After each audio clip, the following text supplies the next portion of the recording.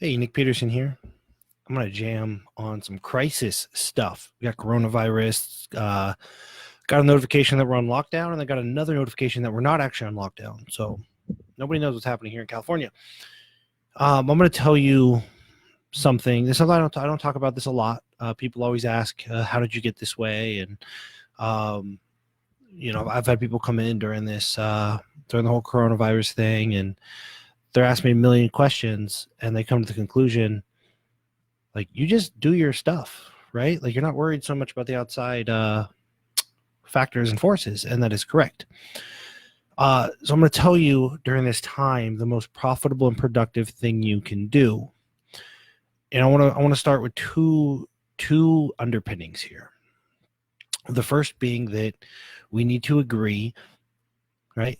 You could just type in the comments if you agree with me, so that we can be productive here. We need to agree that we have a finite amount of time, we have a finite amount of energy, and a finite amount of bandwidth. Right? Even people that can move really, really fast for 24 hours a day, it is still possible to move very, very fast in a big circle for 24 hours and not actually get anywhere. Right? It's not always speed. There's a vector component. We call that velocity. That's what velocity is. It's speed with a vector. So can we agree that there's a finite amount of time, finite amount of energy, and finite amount of bandwidth? Cool. And we can also agree that we probably got a lot of time back, right? We can't really go to social functions. We can't travel. So we have a lot of time back, which is awesome. We have a finite amount of time. And through this crisis, we've actually been given extra time, which is not always a good thing, because maybe we make money when we travel. Maybe we make money at social events. Maybe we need that social component of our life. But the point being, we have a finite amount of time and money, and we should always be intentional about what we do with that time and money. We should definitely be intentional about what we don't do, right? Like, not going to jail for 3 days is extremely profitable if you would otherwise be making money those 3 days. Okay, so avoiding bad things. I talk about that a lot. So let's agree that we have a limited amount of time, bandwidth, and energy, and let's agree that avoiding bad things is often more profitable than pushing for better things. I'll give you a few examples.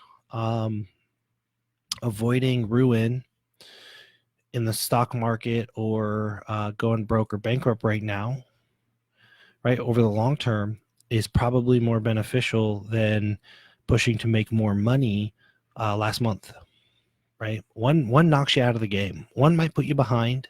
One knocks you out of the game. Instead of eating cleaner on your good days, right, it's probably more efficacious towards your goals, your fitness or health goals, if you just eliminate those days where you go off the rails and binge like a maniac, right? Honestly, I mean, I've seen thousands and thousands of sets of nutrition data, and I can tell you the people that avoid massive binges have more success than the people that have perfect days and binges. So it's avoiding the bad things that are the most profitable over the long term. And I'm going to throw stones. So right now, at this time, we have to be intentional about how we spend our time, our energy, our bandwidth.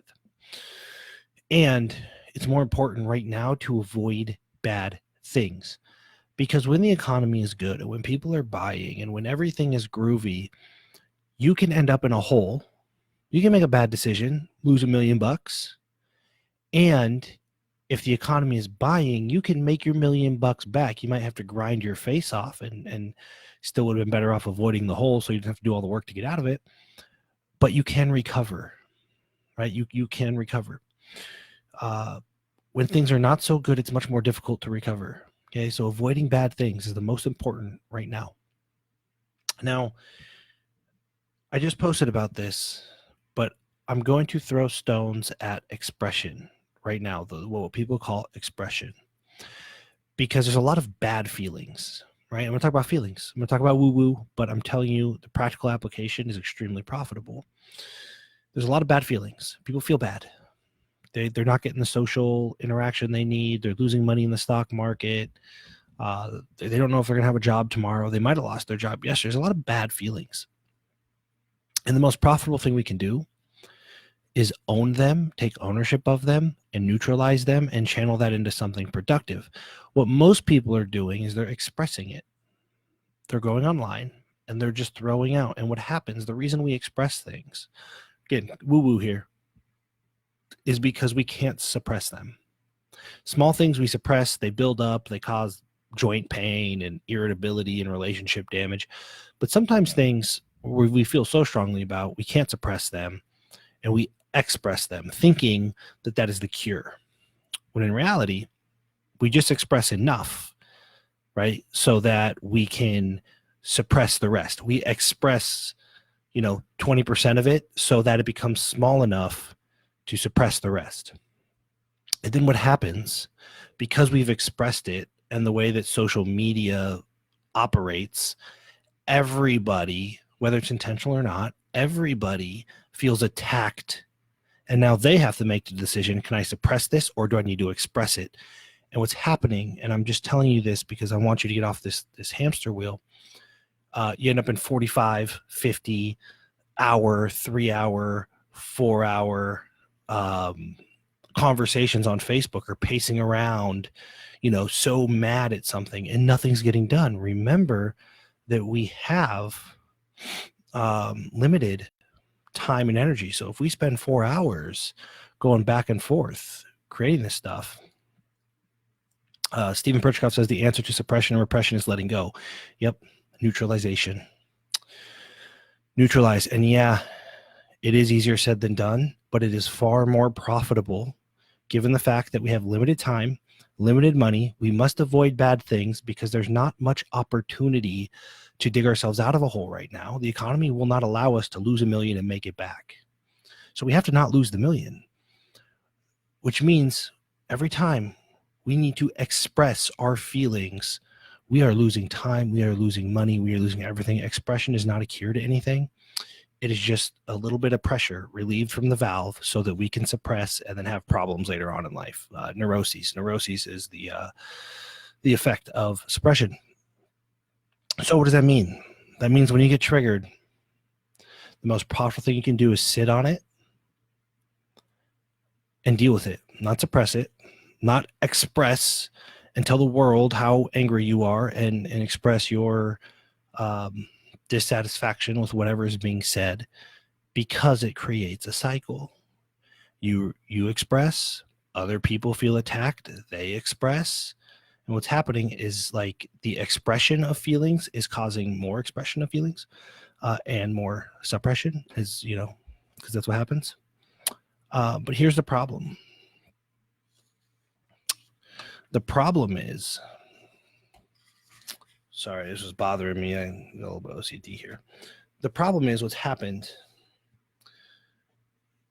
is we've given ourselves a license by saying, I'm just expressing my feelings. We've given ourselves a license for self-indulgence at the expense of others. And I can tell you, looking around, talking to people, I'm on the phone with people that are crying, they're panicking, expressing yourself, indulging yourself at the expense of others is just about the worst thing you can do as a human right now. It's harsh, but it's not helping you. It's not helping others. A majority of the population right now is on some sort of downward spiral. And when you decide, hey, I'm going to express myself, not, hey, I'm going to share facts and opinions, that's fine, but I'm going to express these feelings because I am triggered. You are indulging yourself at the expense of others at a time when you should be doing the exact opposite. That is the most profitable, productive thing you can do right now, is not engage in confrontation to indulge yourself. It's to sit with your own shit. Okay, sit with your own shit, deal with it, neutralize it, and then channel all that extra space you just created, that time, that bandwidth, that energy into something productive. Because the truth is, nobody's doing this, which means if you can neutralize this feeling, these feelings, and you can get that time back, you are such an unfair advantage right now, right? You are getting, it's like rocket fuel while everybody else is engaged in back and forth online, and everybody else is spinning in their chair, twiddling their thumbs, trying to figure out how to tell somebody else online that they're an idiot or whatever. You are just making headway. You are being productive. You are cultivating your relationships with your family, with your spouse, with your kids, because they're probably home right now. You are building your business. You're creating content. You're putting out goodwill. You're doing videos like this, just trying to bring people down. And hopefully something I say, 6 months from now, you're like, man, Nick really helped me. And you come back. And then it's profitable for me. So the best thing you can do right now is not engage in crap. Avoid bad things and use whatever extra energy, bandwidth, and time you get. Channel that into something that matters to you. It doesn't have to be business. It doesn't have to be money. It can be relational. It can be goodwill. It can be legacy related. I'm not judging what you do with your time, but expressing your feelings publicly, biggest waste of time, least productive, and it hurts the whole entire world right now more than pretty much anything else you could do. So that's that. Little woo-woo, and again, it may seem a little philosophical, a little out there, but in practice, it really is like the practical application is the most productive, profitable thing you can do. That's all I got. I'm going to drop some more of my thought bombs. nickpeterson.com/thought bombs. Daily email goes out and just shares this kind of stuff. Just some thoughts about what's going on and how to ground ourselves and be a little more realistic, more profitable, more productive based on sound principles.